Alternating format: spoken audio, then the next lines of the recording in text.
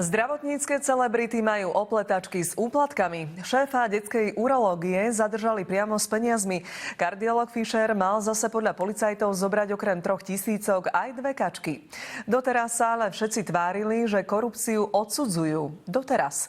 Známy všeobecný lekár Peter Lipták to vidí inak. K peniazom od pacientov sa hrdo priznáva a najviac mu vraj dávajú chudobní.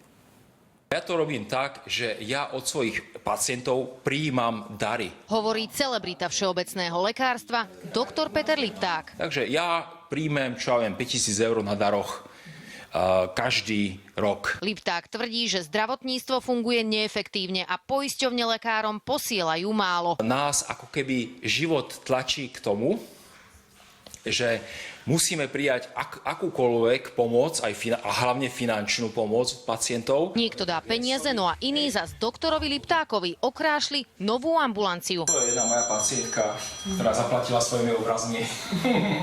Akí pacienti dávajú peniaze najčastejšie? Väčšinou sú to chudobní ľudia.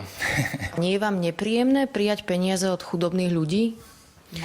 No není mi to vôbec nepríjemné, lebo vlastne tie peniaze ja potrebujem. Faktom ale je, že ľudia tie peniaze už raz zaplatili vo forme odvodov. Je teda v poriadku, že si lekár pýta tie peniaze znova formou úplatku? No, v tomto prípade je to v poriadku, lebo oni síce zaplatili, ale tie peniaze k tomu lekárovi nedorazili. A čo s tým má ten pacient? No pacient má to, že to sú jeho peniaze. Čiže keď to nezačne ten pacient kontrolovať a nezačne sa starať o to, kam idú jeho peniaze, tak jednoducho ten systém sa nikdy nenapraví. Čo keď niekto nemá peniaze na to, aby zaplatil úplatok? Keď niekto nemá na to, aby som to ani nenazýval ako úplatok, čo to je taká tá platba na dofinancovanie. Ale keď niekto nemá, tak má smolu. Barbora Demešová, televízia Markíza.